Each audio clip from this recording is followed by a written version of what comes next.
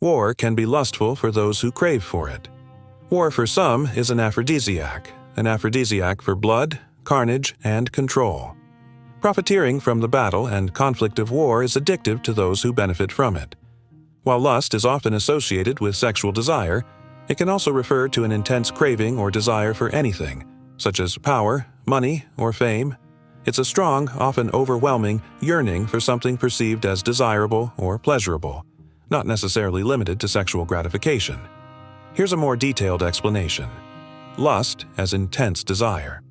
Lust is fundamentally a strong desire or craving for something. It can be directed towards sexual gratification, but it can also be directed towards other things. Beyond sexuality, lust can manifest as a desire for power, wealth, possessions, or even experiences like food or travel. Essentially, anything that a person intensely craves can be a subject of lust. Someone might lust for power and manipulate others to achieve it, or they might lust for wealth and engage in unethical practices to acquire it. This brings us to why war is such a lustful motivation, because it satiates the immediate primal emotional desire. It will be stupid to say that war doesn't have its purpose. It can, but Ronald Reagan once said, "Peace is not absence of conflict. It is the ability to handle conflict by peaceful means." But the wars we see today are motivated by lustful emotions, the desires of control. Modern-day warfare can't hide behind ignorance, because in today's world we know the power of diplomacy. We have elevated ourselves out of the primitive notion that war solves everything. But the desire for war blocks all reasons. It focuses on immediate gratification, because lust often prioritizes immediate pleasure and gratification, potentially at the expense of long-term goals. Because lust prioritizes the physical aspects over communication, shared values, and mutual respect, lust for wars are anti-diplomatic, illogical, and of course immensely self-destructive. The West is obsessed with lusting over war, is a deep-seated and potentially problematic fascination with conflict. The evidence that supports this assertion is the Western primary focus and expenditures are on war and military strength. Western powers spend more on defense than the next 9 countries combined. In 2024, the United States accounted for nearly 40% of global military spending. NATO members, many of which are Western countries, collectively accounted for 55% of global military spending in 2024. 18 of the 32 NATO members met the target of spending at least 2% of GDP on their military in 2024, up from 11 in 2023. Military expenditure in Europe, largely driven by the Russia-Ukraine war, rose by 17% to $693 billion in 2024, the steepest year-on-year rise since at least 1988. A history of military interventionism. The United States has engaged in nearly 400 military interventions between 1776 and 2023, with half occurring since 1950 and over 25% in the post-Cold War period. Historical examples of U.S. military interventions include the Barbary Wars, the Mexican-American War, interventions in Latin America, both World Wars, the Cold War, the Vietnam War, and conflicts in the Middle East and Afghanistan, according to sources.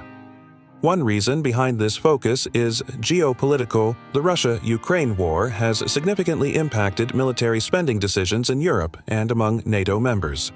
Another reason is the military-industrial complex, the strong ties between the military, government, and private defense contractors who profit from defense spending and contracts. Defense contractors spend substantial sums to influence politicians and bureaucrats. This dynamic raises concerns about military decisions being driven by profit motives rather than national security interests. One of the biggest reasons could be the cultural factors. To be second-guessed. You ask me if I have a God complex? Let me tell you something. I am God. A winning-obsessed culture, a culture mindset that bases their well-being on winning and losing, and an entrenched deep-seated insecurity most likely contributes to a willingness to use military force, seeing it as the primary way to deal with challenges. Arguments exist that the United States has, throughout its history, repeatedly resorted to military force to protect its political and economic interests, engage in territorial expansion, combat terrorism, foster regime change, and promote democracy. According to the global policy forum Europe, the Monroe Doctrine, initially aimed at deterring European intervention in the Americas, was later used to justify U.S. interventions in Latin America and the Caribbean. The most damning evidence that the primary motivation behind modern-day warfare is lust is that lustful wars go against the citizens' consensus. This goes against what most people want, public opinion, for example. A 2019 Pew Research Center poll found that roughly 7 in 10 Americans, 73%, believe good diplomacy is the best way to ensure peace, while 26% favor military strength. This view was particularly strong among Democrats, 9 out of 10, while Republicans were more divided. An August 2024 poll suggests a preference for diplomacy over military action in U.S. foreign policy. In June 2025, a YouGov poll revealed that most Americans, 60%, don't want the U.S. military involved in the Israeli-Iranian conflict. Public opinion surveys often indicate a preference for diplomacy over military strength as the best way to ensure peace, even if actions don't always align with this sentiment. The Pew Research Center states that for over 2 decades, the majority of the public has favored diplomacy over military strength as the better way to ensure peace. The debate over the proper role of the U.S. in international affairs continues, with some advocating for a more restrained foreign policy focused on domestic issues and selective engagements, while others believe that U.S. involvement is crucial for maintaining global order and protecting human rights. Keep in mind, lust is an overwhelming feeling. In other words, it controls the person that is being dominated by that feeling, and this is why public opinion is overwritten by the lustful feeling of war. It's just too addictive. Ludwig von Mises once said, "War is harmful, not only to the conquered, but to the conqueror," because he understood war does not create peace, but instead instability, unintended consequences.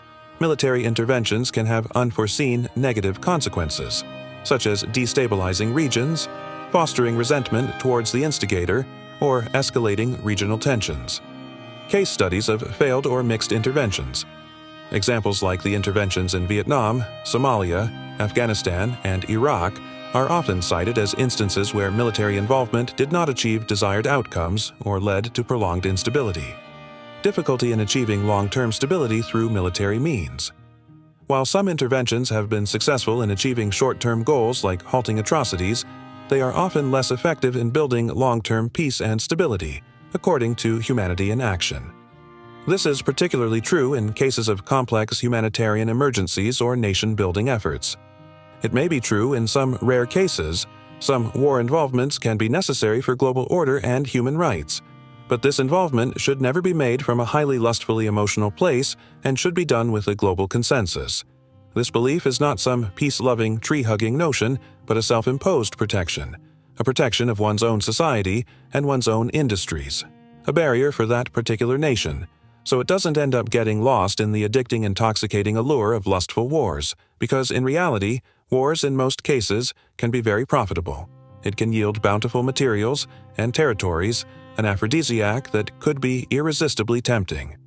In the end, there is no cure for those who crave lustful wars, because in order for someone to be cured, they have to first realize they have a problem.